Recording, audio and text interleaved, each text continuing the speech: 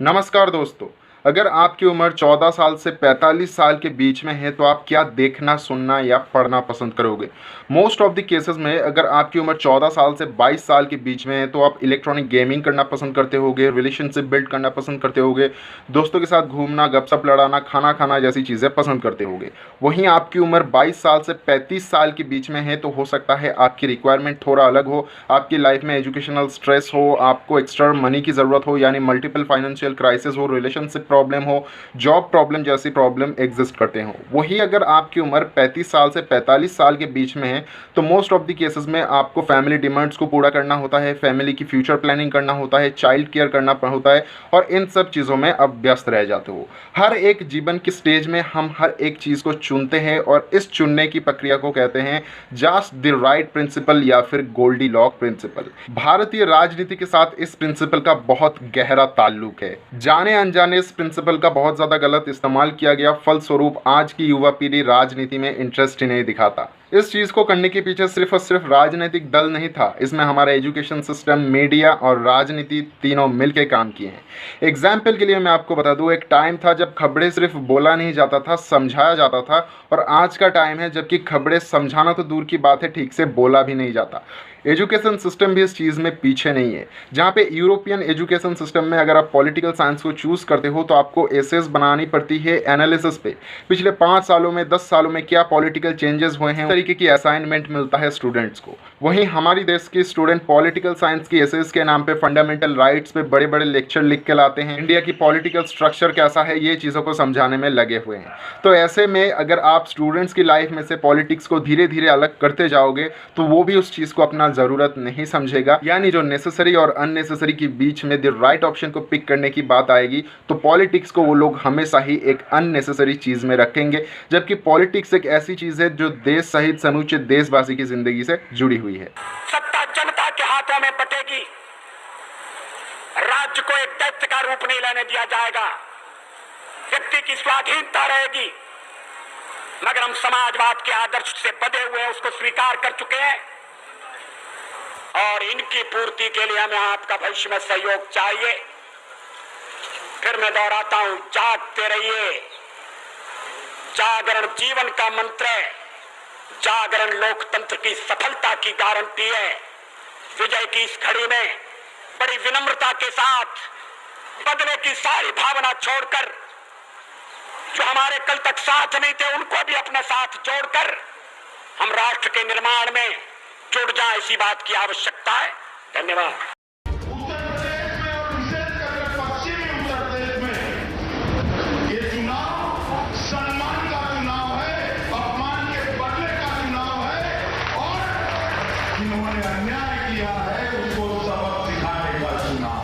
दोस्तों, इंसानी दिमाग काफ़ी विचित्र चीज़ है। इंसानी दिमाग कभी भी प्योर इन्फॉर्मेशन को पसंद ही नहीं करता। एक छोटा सा एग्जाम्पल जो कहीं पे भी आप ट्राई कर सकते हो, आपके आसपास की जो रैंडम लोग हैं उनके बीच में उनको आप एक ऑप्शन दे सकते हो कि एक किताब है, कोई भी लैंग्वेज का हो, जो भी उनको आता है, जो कि प्योर फाइनेंशियल नॉलेज दे रहा है, जो आगे चल के उनकी बहुत मदद करेगी, और साथ ही साथ उनको आप एक और ऑप्शन दे दो कि एक पसंद की उनकी कोई भी मूवी जो वो देख सकते हैं। ऐसे में ज़्यादातर लोग पिक करेंगे उस ऑप्शन को जहाँ पे उनकी फेवरेट कोई भी एक मूवी वो देख सकते हैं। ऐसा क्यों होता है दोस्तों? बेसिकली हमारा जो दिमाग है, जो ह्यूमन ब्रेन है, वो कॉम्प्लेक्स डेटा को एनालाइज करना पसंद नहीं करता, जो प्योर इन्फॉर्मेशन है उसको कंज्यूम करना पसंद नहीं करता। ऐसे बहुत सारी चीज़ों की एग्जांपल्स है जो आप देख सकते हो। एग्जांपल के लिए एनडीटीवी का ये रिपोर्ट देख लो जहाँ पे सुप्रीम कोर्ट की हियरिंग आई थी कि अब से जितने भी लोग पॉलिटिक्स में आएंगे उनके अगर कोई भी क्रिमिनल रिकॉर्ड होगा तो उनको लिस्टेड करवाना पड़ेगा जो पॉलिटिकल पार्टी की वेबसाइट है वहाँ पे। इसके ऊपर एक 15 मिनट का एपिसोड किया था एनडीटीवी में, जिसको देखने वाले सिर्फ 6000 लोग हैं। वहीं पर हम बात करें आकाश बैनर्जी जो कि सेम टॉपिक पे वीडियो बनाते हैं, और उनकी लाइव स्ट्रीमिंग की बात करें जो ज़्यादातर दिन करते हैं, तो वहाँ पे 80,000 से ज़्यादा लोग जुड़े हुए हैं। ऐसा क्यों है? क्योंकि यहाँ पे आकाश बैनर्जी जो कंटेंट बनाते हैं उसमें कॉमेडी इंक्लूडिंग होता है जो लोगों को पसंद आता है। ऐसा नहीं है कि प्योर इन्फॉर्मेशन है, सिर्फ देखो, कुछ चीज़ें डंप कर लो फिर वहाँ से निकल जाओ। तो लोगों को एंटरटेन के साथ साथ एजुकेट होना पसंद है, लेकिन सिर्फ और सिर्फ एजुकेशन पसंद नहीं है, जो कि इन 2 स्क्रीनशॉट्स के थ्रू आप समझ सकते हो। और दोस्तों, जहाँ पे ये इन्फॉर्मेशन बहुत ज़्यादा हो जाता है उस स्टेज को कहते हैं कॉग्निटिव ओवरलोड। दोस्तों पॉलिटिक्स के साथ भी यही चीज़ होता है। पॉलिटिक्स एक ऐसा चीज़ है जहाँ पे हर एक चीज़ को जानने के लिए आपको उसकी फ्यूचर में जाना होगा। हो सकता है फ्यूचर की जो इवेंट्स हैं वो जुड़े हुए हों कई और इवेंट्स से, हो सकता है वो जुड़े हुए हैं कई और डिबेट से, यानी अलग अलग जगह पे जाके आपको कई सारी इंफॉर्मेशन को कलेक्ट करना होगा, खुद की एक ओपिनियन बनाना होगा, एनालाइज करना होगा, तब जाके आप कुछ कह सकते हो उस टॉपिक में। तो एट द एंड ये एक इंपॉर्टेंट चीज़ बन जाता है लेकिन एंजॉयबल चीज़ नहीं बनता, जिस वजह से ज़्यादातर लोग पसंद नहीं करते पॉलिटिक्स जैसे टॉपिक्स को। दोस्तों इंटरनेट पे फिटनेस से रिलेटेड बहुत ज़्यादा क्वेरीज आती हैं, उससे भी ज़्यादा क्वेरीज आती है फैट बर्निंग को लेके, बेली फैट बर्निंग, ये फैट बर्निंग, वो फैट बर्निंग, इन सब चीज़ों से कई ज़्यादा क्वेरीज आती है। ऐसे में बहुत ज़्यादा मात्रा में लोग सोच लेते हैं कि कल से सभी चीज़ें स्टार्ट कर देंगे, फैट बर्न कर देंगे, फिट हो जाएंगे।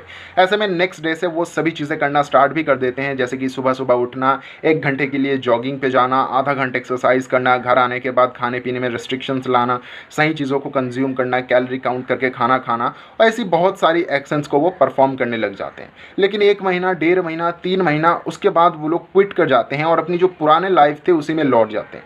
90% लोग दोस्तों ऐसा ही करता है। लेकिन सवाल है वो ऐसा करते क्यों हैं? जबकि उनके पास एक मोटिव था अपने फैट को बर्न करने का, फिट रहने का, तो फिर वो लोग ऐसा क्यों करते हैं? दोस्तों इंसानी दिमाग एक कंफर्ट जोन में रहना पसंद करते हैं, उसको बहुत ज़्यादा एक्शंस को परफॉर्म करना पसंद नहीं आता है, और खास करके वैसे चीज़ों में एक्शंस परफॉर्म करना जहाँ से डायरेक्ट उसको कोई फ़ायदा ना मिले और भी ज़्यादा पसंद नहीं करता।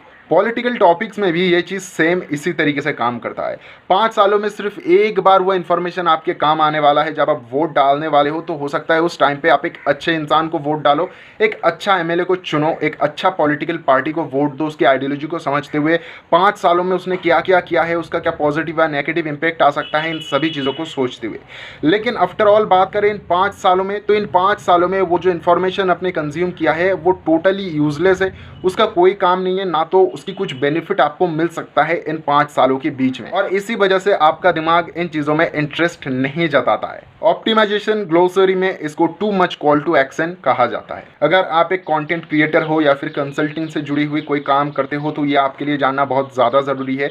इसके बारे में डिटेल्ड इन्फॉर्मेशन मिल जाएगा, डिस्क्रिप्शन को चेक कीजिए, वहाँ पे आपको लिंक मिलेगा जहाँ पे जाके आप ये सभी चीज़ें डिटेल में पढ़ सकते हो। दोस्तों हमेशा ज़रूरी नहीं होता है किसी चीज़ को अपने आप से बहुत दूर करने के लिए उसको बहुत दूरी पे रखा जाए। एग्जाम हॉल में कई सारे स्टूडेंट्स आते हैं एग्जाम देने के लिए, उनमें से कुछ स्टूडेंट्स होते हैं जो ज़्यादा पढ़ते नहीं है, और ऐसे में आगे जो बैठा हुआ है उसको बार बार पूछता रहता है कि प्लीज़ बता दे यार इसका आंसर क्या होगा, प्लीज़ बता दे यार इसका आंसर क्या होगा, 2 वाला है या फिर 3 वाला है। ऐसे में कई स्टूडेंट्स होते हैं जो बहुत शातिर होते हैं और वो क्या करते हैं, गलत जवाब बता देते हैं। उनको बताना नहीं होता है तो वो गलत जवाब बता देते हैं जानबूझ के, और वो भी जानते हैं कि पीछे वाले बंदे को खास कुछ पता तो है नहीं, तो सही है या फिर गलत है वो पता लगा नहीं सकता। ऐसे में पीछे वाला बंदा जो आपको पूछ रहा है उसको भी आपके ऊपर डिपेंड करना पड़ेगा, अपने जो भी बोला उसी पे यकीन करना होगा। पॉलिटिकल एंगल में इसकी बात करें तो आज के टाइम पे यूट्यूब हो जाए, न्यूज़पेपर हो जाए, टीवी चैनल्स हो जाए, ज़्यादातर जगहों पे राइट विंग पॉलिटिकल ओपिनियंस बहुत ज़्यादा सुने जाते हैं, सपोर्ट किए जाते हैं। इसके पीछे कई सारी चीज़ें, क्योंकि इनको जोड़ा जाता है नेशनल इंटरेस्ट के साथ, देश के लिए प्राउड मूवमेंट बताया जाता है, तो लोग काफ़ी ज़्यादा इंटरेस्ट के साथ, चाव के साथ इन चीज़ों को देखते हैं, पढ़ते हैं, सुनते हैं। और हमारे जैसे कंट्री यानी इंडिया में तो खास करके कई सारी टॉपिक्स हैं जिनको इंक्लूड करके इन चीज़ों को और ज़्यादा मज़ेदार बनाया जा सकता है, जैसे कि पाकिस्तान, चाइना, इसकी बर्बादी, उसकी बर्बादी। तो ऐसी टॉपिक्स के मिला के इस चीज़ को और ज़्यादा इंटरेस्टिंग बना दिया जाता है। ऐसे में इन न्यूज़ेस को कंज्यूम करने वाले सोचते हैं वो खुद को अपडेट रखते हैं, राजनीति में क्या हो रहा है नहीं हो रहा है सब कुछ उनको पता होता है, लेकिन एक्चुअली में वो उन चीज़ों से जुड़े हुए नहीं होते हैं, बल्कि धीरे धीरे दूर जा रहे होते हैं।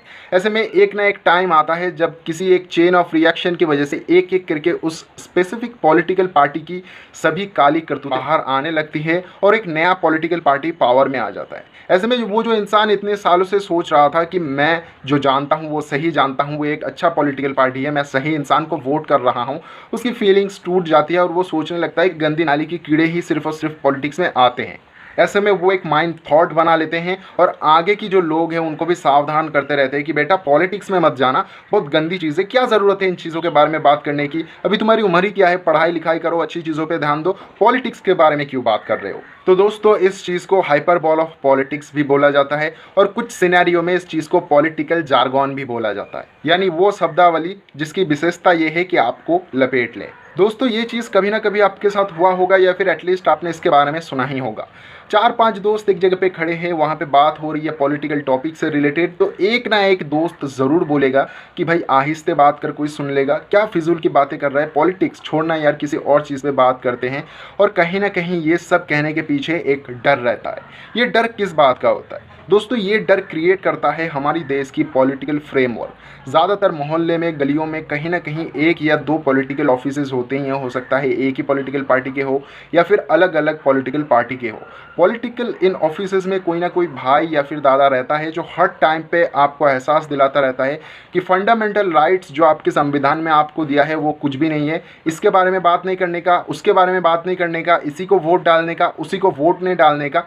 और इन चीज़ों को आप अगर नहीं सुनते हो तो आपके आगे कई सारे एग्जाम्पल सेट किए जाते हैं। पता है वहाँ पे उसके साथ क्या हुआ था, पता है वहाँ पे उसके साथ क्या हुआ था, यानी आपको डराने की कोशिश की जाती है। इस चीज़ को फेयर मॉन्गरिंग कहते हैं, यानी किसी को चुप कराने के लिए सिर्फ और सिर्फ डरा दो या फिर उन एग्जाम्पल्स को उनके आगे रख दो जिससे कि वो बात करने से ही डर जाए। आप खुद ही सोच के देखो, जब हम बात करते हैं देश की यूथ की तो क्या क्या सिनेरियो हो सकता है। हो सकता है कोई स्टूडेंट है, किसी को नई नई जॉब मिली है या फिर कोई जॉब के लिए कोशिश कर रहा है। ऐसे में वो अगर इन चीज़ों के बारे में बात करे और उनकी वजह से कोई प्रॉब्लम क्रिएट हो जाए तो क्यों वो बात करेंगे। देश ज़रूरी है लेकिन सबसे पहले फैमिली ज़रूरी है, ये इंसानी आदत होती है और इस चीज़ को हमारे राजनीतिक दल और उन दलों के नेता अच्छे से जानते हैं। यही कुछ वजह है जिनकी वजह से भारतीय युवा पीढ़ी राजनीति में इंटरेस्ट नहीं दिखाता है। बहुत सारी बुलशिट वीडियो आपने देख रखी है। कोई कह रहा है टिकटॉक की वजह से राजनीति में युवा इंटरेस्ट नहीं लेता है, कोई कहते हैं कॉमेडी की वजह से, लेकिन सच्चाई जो भी है फैक्ट की बेसिस पे वो मैंने आपको बता दी है। कॉल टू एक्शंस के बारे में मैंने आपको बताया, तो इस वीडियो में मैं नहीं कहूँगा कि लाइक कर दो, सब्सक्राइब कर दो, नोटिफिकेशन बेल दबा दो, शेयर भी कर दो, कमेंट भी कर दो। आपको जो अच्छा लगे वो आप कीजिए। थैंक यू सो मच अभी तक देखने के लिए। हम मिलेंगे ऐसे ही एक और इंटरेस्टिंग वीडियो के साथ, तब तक के लिए अलविदा।